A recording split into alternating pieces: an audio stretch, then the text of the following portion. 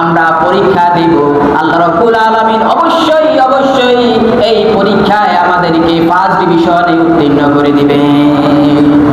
করবেন না? করবেন। আর এই পরীক্ষা যখন আপনি উত্তীর্ণ হয়ে যাবে, আল্লাহ পাক চিরস্থায়ীভাবে সুখের একটি নীড় আপনাকে উপহার দিবে। আল্লাহু আকবার। সুখের একটি নীড় আপনাকে উপহার দিবে। সেই সুখের নীড়ের নাম কি? সেই শান্তি নীড়ের নাম কি? জান্নাত।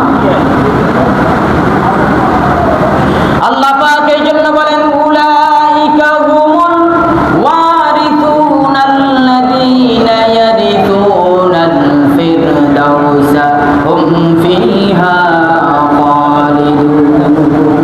ভালো আমল করলে, নেক আমল করলে, পরীক্ষায় যদি উত্তীর্ণ হয়ে যান, আল্লাহ রাব্বুল আলামিন জান্নাতুল ফিরদাউস নামক সর্বশ্রেষ্ঠ জান্নাতের বাসিন্দা হিসেবে আল্লাহ রাব্বুল আলামিন আপনাকে কবুল মঞ্জুর করে নেবেন।